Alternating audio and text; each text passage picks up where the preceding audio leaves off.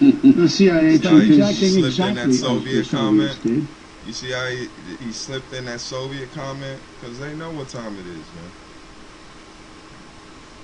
You know, but Jake want to lean and rock. Jake want to party all the time. Like he motherfucking Eddie Murphy song or something, man. You know? They want to party all the time. Alright? So this thing is brewing. Another quick little story to show the times that we living in. Surely we about to be home, man. The trouble's coming. But through that, like it says, through a woman in travail being pregnant, the child is gonna be born. A good thing is coming after all this pain and anguish. That's why it says after it's all done and over with, when a woman births a child, she don't even remember the pain. She's just so happy to have a child in her hands and have the baby in the world, and the pain, the contractions, the labor was nothing. It was something of the past. So this pain is labor pains. These devils are on their way out, man. They're through. They're gonna fight. They're gonna fight to try to keep that little power. But the pain that's coming on this world is for the better, man. Because it's gonna birth the kingdom of heaven that belongs to you Negroes, Latinos, and Native Americans. Alright? And then you have Irish and Scottish descent, okay, from the Negroes. Just say Judah, Benjamin, and Levi. Okay? So we had that this thing is coming to a head. Tonight, a Fox News exclusive, and it contains a couple of graphic images. Israeli troops over the border in Syria, their mission, from correspondent Leland Vittert. This is the battlefield. On the left-hand side, a rebel village. On the right, a pro-government village, and they've been trading mortar fire back and forth all day. It helps to understand the geography. Those villages are just a couple of hundred yards here from the Israeli border, and you can see the border road there. Our cameras captured for the very first time Israeli commandos coming back from inside Syria on a mission. The Israelis have been very worried about extremists, especially those linked to al-Qaeda, using the unrest inside Syria to launch attacks here against the Jewish state, something Israeli officials say they are willing to do whatever is necessary to prevent. Recent reports from inside Syria show mass defections from relatively secular rebel groups to radical militants. Today, unconfirmed videos surfaced of fighters from an al-Qaeda offshoot group, the al-Nusra Front, allegedly executing prisoners of war.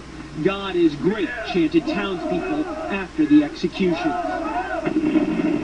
Israel isn't taking any chances. For the first time in nearly 40 years, Israel deployed its forward artillery to provide an instant response capability.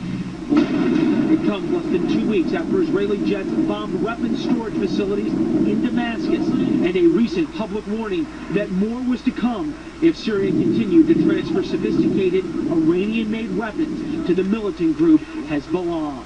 In recent weeks, Israel has been reinforcing their positions here with heavy armor. This Merkava tank just came in. The very fact that it's here is in violation of Israel's ceasefire agreement with Syria, an agreement which, for all practical purposes, has been ripped up given recent developments. On the Israel-Syria border, Leland Vittert, Fox News.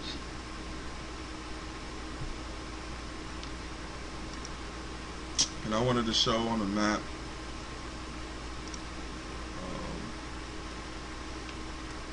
this is a map of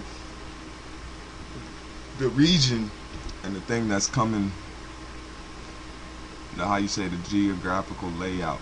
Alright, Iran's right here, and they just built a base right here on the border of Iran and Iraq.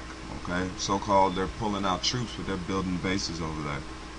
Alright, and let me read this. This is Ezekiel, or this is 2nd Ezra.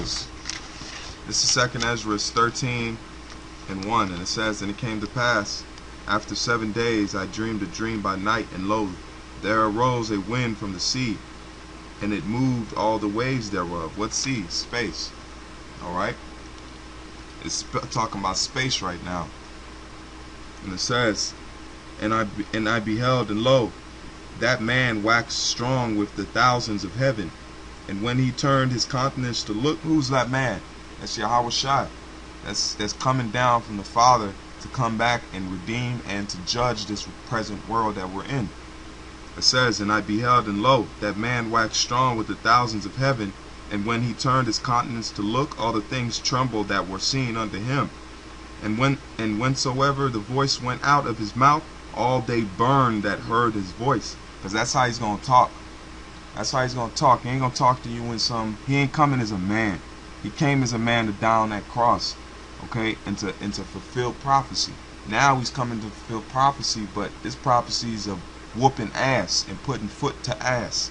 That's what's going down. He's not coming to pass out daisies. Grace period is now. When this door is shut, do not pass go. There's no get out of jail free cards, man. You gonna burn the most when Yahweh Shai and the angels talk to you, you gonna burn. Even when delivered ain't gonna be there. It's gonna be a shout, but it's gonna be to them to be delivered and them that be judged. It says, and whensoever the voice went out of his mouth, all they burned that heard his voice, like as the earth faileth when it feeleth the fire. And after this I beheld, and lo, there was a gathered together a multitude of men out of number. It's talking about the world war that's going on. Well, Russia, they're going to all turn around and try to fight the Lord. And it says, and after this I beheld, and lo, there gathered together a multitude of men out of number from the four winds of the heavens to subdue the man that came out of the sea. What sea? It ain't talking about sea. It's talking about outer space, man. The heavens. And what does it says to subdue? It's talking about the other nations of the four winds of the planet Earth. That coming out of the four winds of the planet Earth, as in the different nations of the world that's going to come together to try to fight against the Lord when he comes back. And it says, and I beheld, and lo, a multitude of men, verse 6, but I beheld, and lo, I had grave, but I beheld, and lo, he, who's he? Yahweh Shai, had graved himself a great mountain. Grave took himself, or rode upon. That's why I pulled this picture up to show you this is a Middle Eastern mountain. It's the mountain in Iran, actually. Alright? So I just wanted to show you the geographical layout of mountains over there. So Ezra was comparing the ship, the chariot that the Lord was riding, as a great mountain. So you people are gonna bug out in these days, man. When you see a mountain, that's so beyond what you think is coming. All right, and it says, but I beheld, and lo, he graved himself a great mountain and flew upon it. Flew. What flies? You dummies. It ain't talking about a jet. It ain't talking about a helicopter. That's why those pastors can't break this stuff down. That's what I'm calling a dummy. That's why I'm calling reprobate and stupid. Because they can't break this down. They're just preaching for some funds and money in their pocket. And it says, but I beheld, and lo, he had graved himself a great mountain and flew upon it. But I would have seen the region or place whereout the hill was graved, and I could not. And after this I beheld, and lo, all they which were gathered to subdue him were sore afraid, and yet dost fright. And lo, as he saw the violence of the multitude that came. What violence? What's the violence? Them launching those missiles, them shooting the bullets, them shooting mortars, shooting lasers, shooting whatever they want to shoot, shooting gas bombs, shooting pellet bombs, shooting potato guns, shooting slingshots, whatever they want to shoot at the Lord, they gonna shoot it. They gonna shoot all of them, man. They gonna shoot all the tactical weapons they have. They're gonna try to pull out all the cards. But look, that's what it says. You gotta put yourself in a situation. It says, and after this I beheld, and lo,